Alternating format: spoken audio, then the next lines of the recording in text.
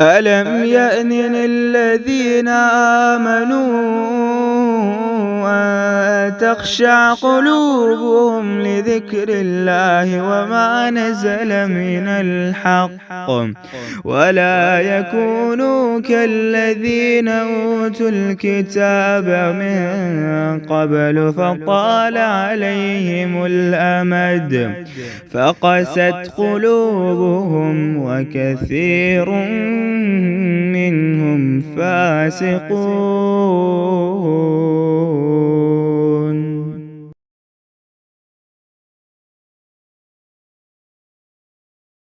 آگے استغفار کی کچھ برکتیں ہیں آیت 8 سے 13 تک۔ وہ تم پر آسمان کو خوب برستا ہوا چھوڑے گا اور تمہیں خوب پے در پہ مال اور اولاد میں ترقی دے گا اور تمہیں باغات دے گا اور تمہارے لیے نہریں نکال دے گا۔ تمہیں کیا ہو گیا کہ تم اللہ کی برتری کا عقیدہ نہیں رکھتے؟ آپ کی تھیم آیت آ گئی جس پہ ہم نے کافی لمبی بات کی شروع میں۔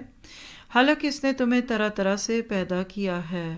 کیا تم نہیں دیکھتے کہ اللہ نے اوپر تلے کس طرح 7 آسمان پیدا کر دیے ہیں اور ان میں چاند کو خوب جگمگاتا بنایا اور سورج کو روشن چراغ بنا دیا اور تم کو زمین میں ایک خاص اہتمام سے اگایا، پھر تمہیں اسی میں لوٹا لے جائے گا اور ایک خاص طریقے سے نکال لائے گا پھر سے، اور تمہارے لیے زمین کو اللہ تعالیٰ نے فرش بنا دیا تاکہ تم اس کی کشادہ راہوں میں چلو پھرو۔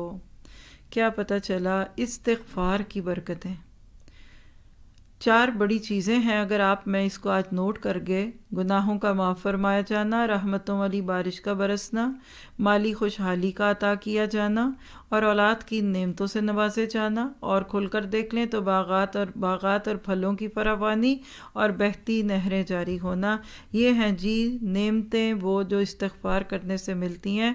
اس کے برعکس اگر گناہوں پہ اڑے رہے تو آج نعمتیں جو موجود ہیں کل وہ جا سکتی ہیں، تو شعور سے ہم استغفار کہنا سیکھیں۔ اللہم اغفر لی ذنبی کلہ و دکہ، کچھ نہیں تو بس یہی کہا کریں استغفر اللہ استغفر اللہ استغفر اللہ۔